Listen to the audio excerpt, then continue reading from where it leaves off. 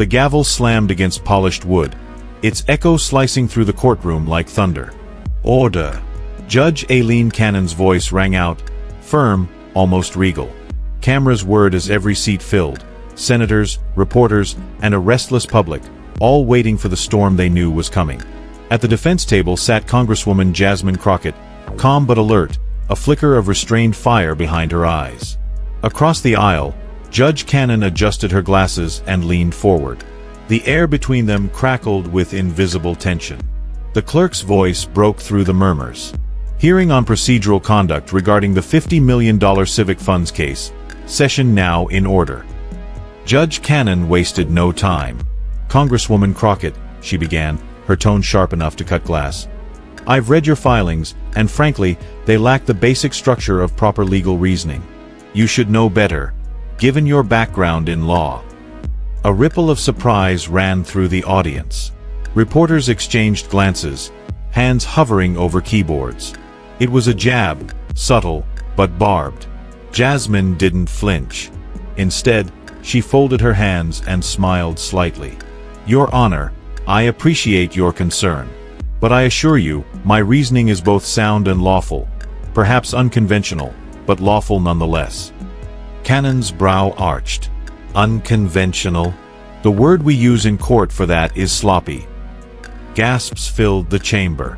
Jasmine's composure remained intact, though her eyes hardened just slightly. The cameras zoomed in on her face. Still, unbroken, confident. "With respect," she said, voice steady, "I've never been afraid of breaking the mold when the mold was built to silence voices like mine." The crowd stirred. A journalist mouthed, "Oh my God." Judge Cannon leaned back, almost smirking. "This is not a political rally, Ms. Crockett. It's a courtroom. Let's maintain the decorum that your speeches often lack." Jasmine tilted her head, voice quiet but cutting. "Decorum, Your Honor, shouldn't be confused with obedience." For a long moment, neither woman moved. The hum of the ceiling lights seemed to grow louder. Even the stenographer's typing slowed. Cannon tapped her pen against the bench. "If you think defiance will win this case, you're mistaken. I can teach you how this courtroom works." Jasmine leaned slightly forward, her expression unreadable. "And perhaps, Your Honor, I can remind you how justice works." The silence that followed was electric. The audience could feel it. Something monumental was about to unfold. Two powerful women, neither backing down. The press smelled blood, but the viewers watching from home sensed something deeper. Conviction colliding with control. In that instant, Jasmine Crockett wasn't just defending herself. She was challenging the system itself. The judge broke the silence. "Proceed, Ms. Crockett. Let's see if your words can hold under scrutiny." Jasmine's eyes didn't waver. "Oh, they will. But I'm afraid it's the truth that won't."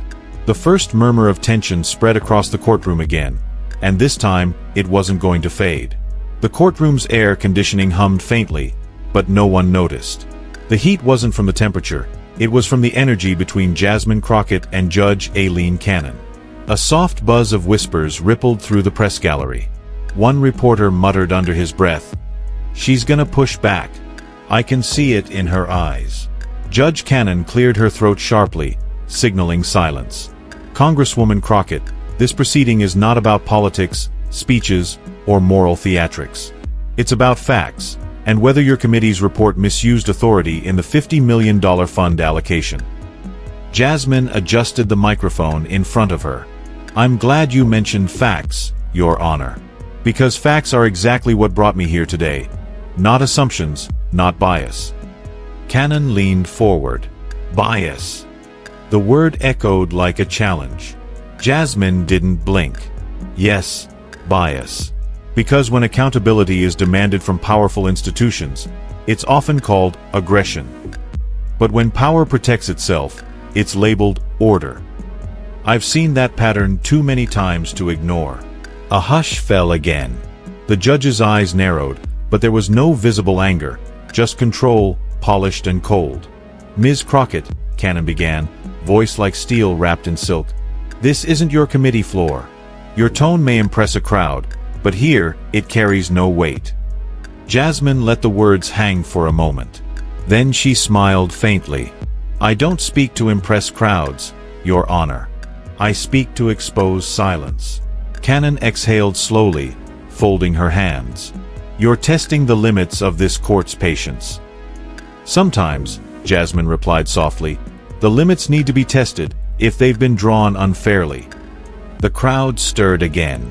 Even the bailiff, standing near the door, couldn't hide the faint shift of surprise in his expression. Judge Cannon straightened. "Very well. Let's move to evidence. Exhibit 14B, the memo you personally signed authorizing a secondary audit without oversight." A large screen flickered on, displaying Jasmine's digital signature at the bottom of a dense, official document. Cannon looked down at her notes. "Explain why you bypassed the standard review process. Did you think your position placed you above the rules?" The question was sharp, surgical.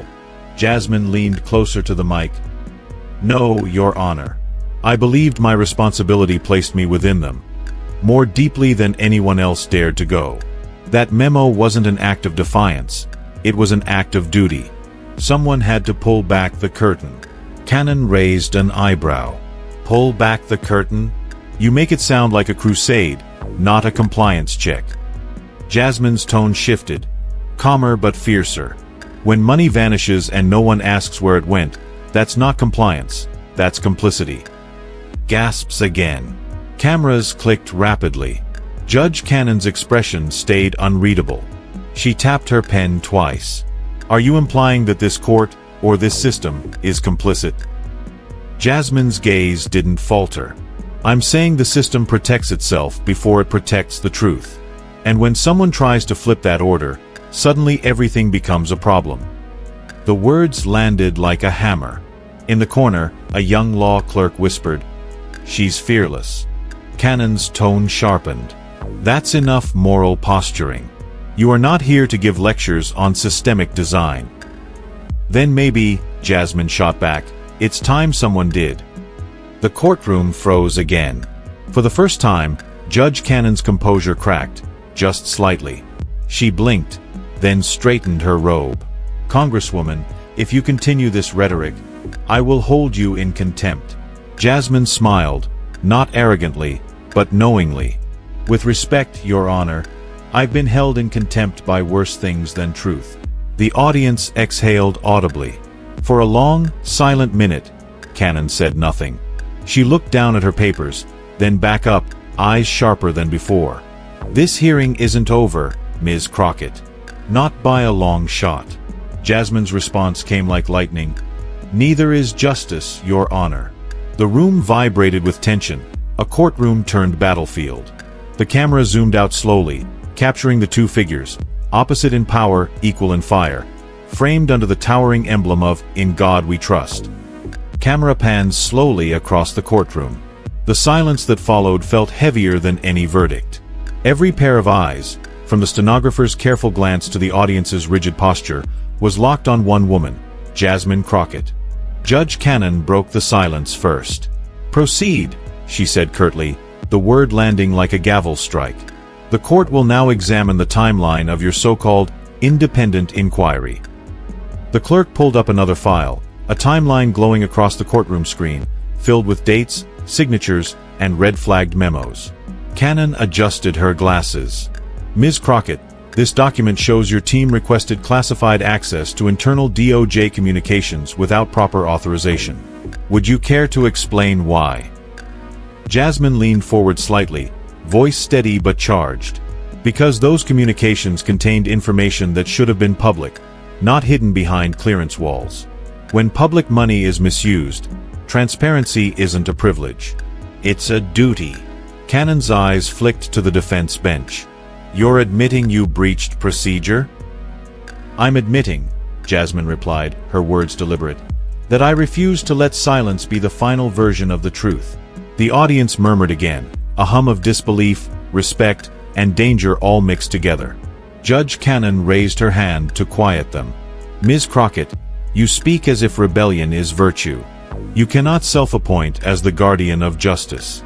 The law has structure for a reason." Jasmine's gaze was unwavering. And who built that structure, Your Honor? Because every time a woman like me tries to ask questions, those same rules suddenly become walls. The temperature in the room shifted, emotional, electric. Cannon's tone hardened.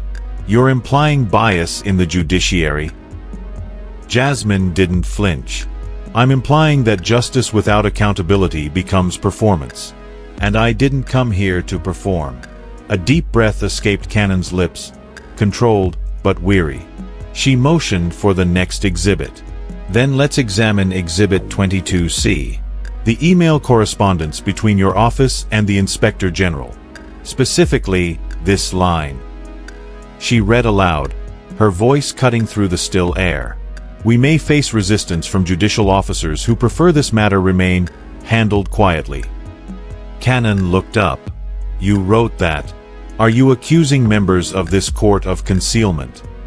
A low murmur spread like wildfire through the room. The journalists in the back were already typing furiously. Jasmine inhaled slowly before answering. I'm not accusing anyone, Your Honor. I'm describing a reality I've lived. Cannon's tone sharpened. That statement borders on contempt. Maybe, Jasmine said, voice calm but piercing. But so does silence. The judge set her pen down, the faint clack echoing. She studied Jasmine closely now, no longer just as a witness, but as an opponent. You think passion gives you authority. But passion cannot rewrite law. Jasmine's eyes narrowed slightly. And law cannot erase conscience. The crowd reacted instantly. Gasps, murmurs, even a stifled laugh of disbelief from one of the aides. Cannon shot a glare toward the audience. Order in the court, she commanded, gavel striking twice.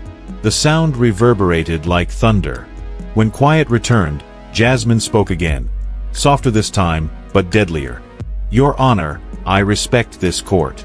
But I won't apologize for fighting for the people who can't afford to be heard in one. A beat. The judge said nothing. Her expression, for the first time, softened ever so slightly. Beneath the robe, beneath the title, a flicker of recognition passed in her eyes. She leaned back in her chair, speaking almost to herself. You remind me of a younger version of me. Before I learned that fire burns faster than it changes anything. Jasmine's reply came like a whisper that still carried power. Then maybe it's time to stop putting out every flame that scares the dark. For a moment, even the clock seemed to stop ticking. Camera close-up. Judge Cannon's jaw tightened. She was losing control, not of the courtroom, but of the narrative. And Jasmine knew it. The tension hit its breaking point. The court now divided between obedience and awakening. The camera cuts back in with the sharp echo of a gavel. Order. Judge Aileen Cannon's voice slices through the murmur. We will proceed under judicial protocol, not passion. But even as she said it, she knew the air had changed. Jasmine Crockett sat upright, calm, composed, unafraid. There was a storm in her stillness. Cannon leaned forward. Congresswoman Crockett, you've challenged this court's integrity. You've implied impropriety among its officers. Unless you have proof, I will consider sanctions. The word hung heavy. Sanctions. It was a threat, elegant, dressed in procedure, but sharp as a blade. Jasmine smiled faintly, her tone firm yet disarmingly measured. With respect, Your Honor, every time a citizen raises concern, it's labeled as contempt. Maybe that's the real problem. The system's allergic to being questioned. A ripple of reaction, reporters scribbling, cameras zooming closer. Judge Cannon's gavel struck once. You are not on the campaign trail, Ms. Crockett. This is a court of law. And I'm not campaigning, Jasmine replied, her voice gaining heat. I'm explaining why people have stopped trusting courts like this one. The courtroom tensed. A journalist whispered, She's not backing down. Cannon's patience thinned. Trust is built on respect for process. You claim to fight for the people, yet you undermine the very foundation that protects them. Jasmine leaned forward, her tone dropping, slow, deliberate. Respect is earned, not demanded. And protection doesn't mean obedience. The foundation you speak of, it's cracking, Your Honor. The people outside this room feel it every day. Cannon's eyes narrowed. That is not the issue before this court. Maybe not in your docket, Jasmine countered, but it's the issue that brought me here. The clash was total. Logic versus conviction, power versus conscience. Cannon, composed but simmering, raised a document from the bench. Then let's bring this back to fact. According to Exhibit 19B, your office authorized an information release that directly violated confidentiality. How do you justify that? Jasmine didn't flinch. She took a breath, her pause commanding more silence than any gavel could. I justified it, she said, by asking myself one question: who benefits from the silence? Because every sealed file hides a story that affects someone who can't afford a lawyer, a lobbyist, or a seat in this room. The judge's gavel struck again. That is not your decision to make. Jasmine's reply came fast, with a fire of moral defiance. Then whose decision is it, Judge? The ones who profit from the silence? Or the ones who fear losing power if truth comes out? The audience broke into hushed gasps. Even the clerk hesitated before typing. Cannon's expression shifted from fury to calculation. You've made this political. No, Jasmine said, her tone cutting cleanly through the noise. You made it political the moment justice started depending on who's in the room, and who's not. For a moment, the judge said nothing. She inhaled deeply, composed herself, and shifted tactics. Congresswoman Crockett, you're well-versed in rhetoric. But rhetoric doesn't change fact. The law does not bend for emotions. Jasmine's response came like a thunderclap. Then maybe that's why justice keeps breaking. The words hit like an explosion. Every head turned. The energy in the courtroom flipped. It wasn't Cannon commanding the space anymore. It was Jasmine. Cannon stood, rare for a judge. You are dangerously close to contempt, Ms. Crockett. But Jasmine didn't blink. And you're dangerously close to proving my point. The silence that followed was suffocating. Even Cannon, for all her control, seemed shaken. She slowly lowered herself back into her seat, but her authority had been pierced. Jasmine continued, quieter now, voice steady. I didn't come here to win a fight, Your Honor. I came here to remind this court what it's supposed to stand for. Camera close-up. Jasmine's eyes didn't waver. If truth is a threat, maybe the problem isn't who's speaking, it's who's afraid to listen. Cannon looked down at her notes, but her hands trembled slightly. The gavel struck once more, not with power, but retreat. This court will recess for 10 minutes, she said, voice brittle. 10 minutes. She rose and exited. The door closed behind her like a final warning, but everyone in that room knew what had just happened. The control had shifted. The silence wasn't obedience anymore, it was awakening. The courtroom reopens with a chill. The recess had ended, but the air still carried the echo of Jasmine's words. If truth is a threat, maybe the problem isn't who's speaking, it's who's afraid to listen. Reporters whispered like restless bees. Staffers shuffled nervously. Cameras readied again. Then the door opened. Judge Aileen Cannon re-entered. Her stride was crisp, rehearsed, but her eyes betrayed the weight of control she was desperate to reclaim. Court is back in session, she declared, her gavel striking sharply. Let the record reflect that the witness will now limit her remarks to the matter at hand. Jasmine Crockett straightened her notes but didn't look away. With respect, Your Honor, everything I've said is the matter at hand. You can't separate law from the people it governs. Cannon's voice rose. You will not lecture this bench on jurisprudence. Jasmine didn't blink. Then maybe this bench should stop mistaking accountability for a lecture. The tension snapped tight. A man in the second row whispered, "She's going to get cited." Cannon leaned forward, eyes narrowing. "Congresswoman Crockett, if you continue to grandstand." Jasmine cut in softly. "Grandstanding is when you perform for power. I'm speaking for those who've been silenced by it." The courtroom went still again. Even the sound text froze.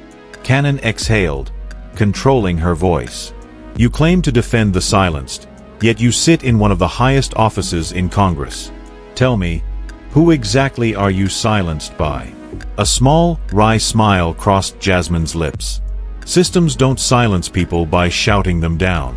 They do it by making sure the rules never work in their favor. I just learned how to speak loud enough to be heard through the noise.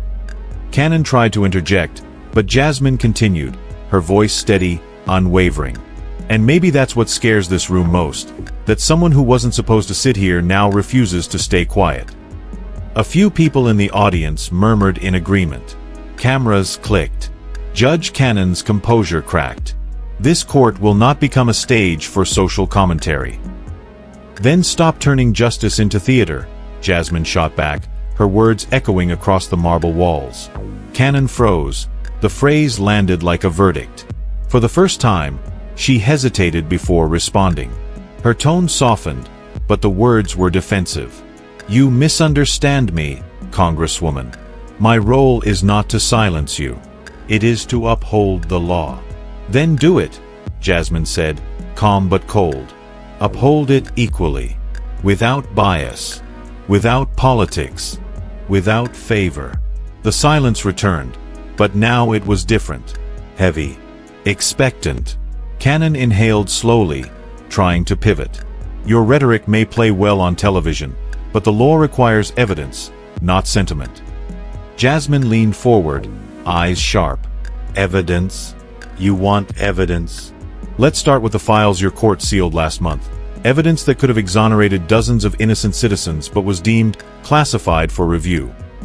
Gasps rippled through the courtroom. The press leaned in. Cannon's gavel struck violently. You are out of line. Jasmine didn't flinch. No, Your Honor. I'm in line. The same line every American stands in, waiting for justice that never comes. The audience stirred. A cameraman whispered, "This is going viral." Cannon tried again, her voice louder but thinner. You are politicizing this court. Jasmine fired back instantly.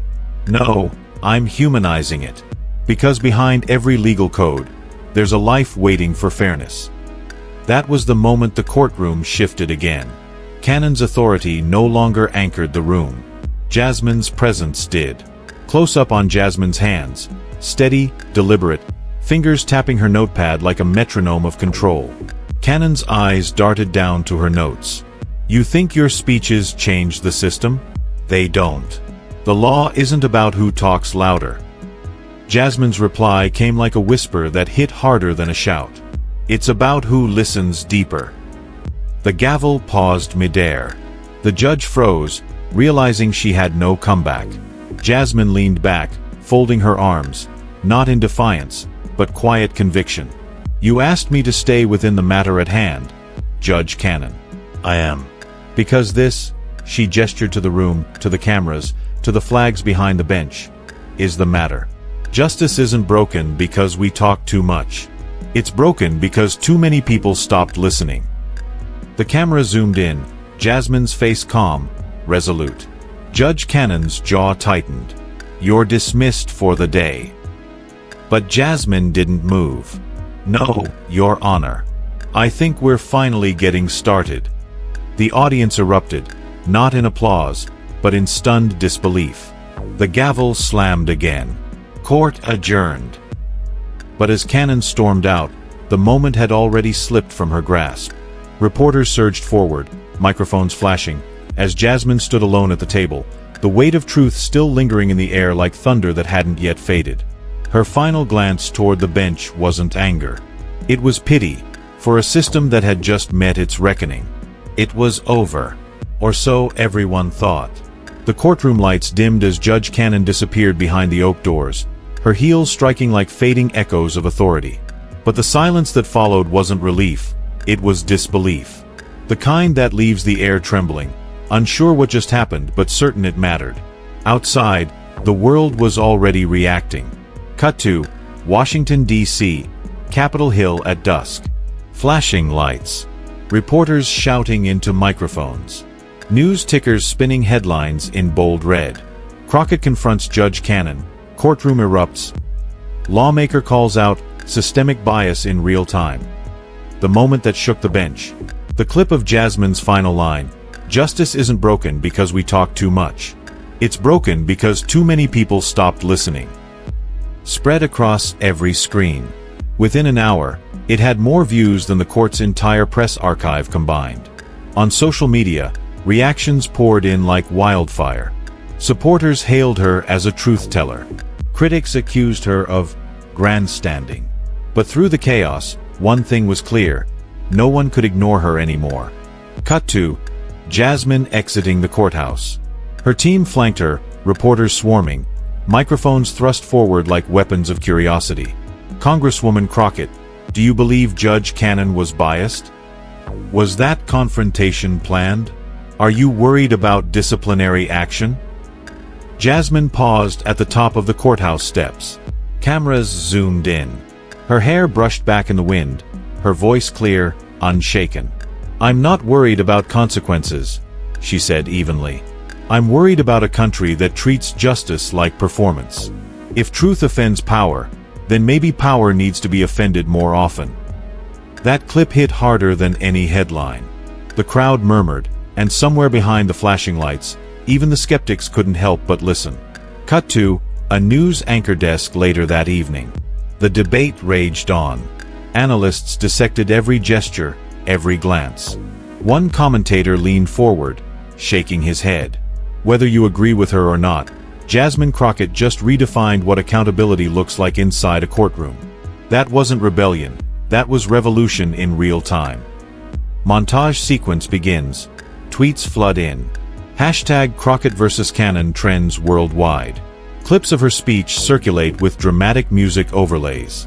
Political shows replay the hearing with split-screen debates, praise and outrage intertwining like two sides of a coin. In one edit, someone slowed down her final stare into the camera, that calm defiance that said this isn't over. The comments section exploded. "She spoke what everyone's been afraid to say. That's not disrespect, that's courage." Finally, someone stood up without shouting. Cut back to Jasmine, late that night. Her office is dimly lit, stacks of papers around her. She sits alone, scrolling through the reactions, her face unreadable. Mark Levin's televised critique blares softly in the background. This was political theater disguised as courage. She mutes the TV. Then, quietly, almost to herself, she says, "If standing up for people feels like theater, maybe the script's been wrong all along." Her aide, Maya, steps in hesitantly. "You know you made history today, right?" Jasmine smiles faintly, but her tone is grounded. "History's not made in moments, Maya. It's made in what we do after them." Maya nods. "So, what now?" Jasmine looks out the window, the Capitol glowing under a purple DC sky. "Now," she says, "we make sure they never forget who they're supposed to serve." Soft piano music rises. Cut to montage of ordinary citizens watching her clip on phones, in diners, on subways. Her words echo through screens, across generations. Jasmine's closing reflection. The law doesn't fear those who speak truth. It fears those who remind others they can too.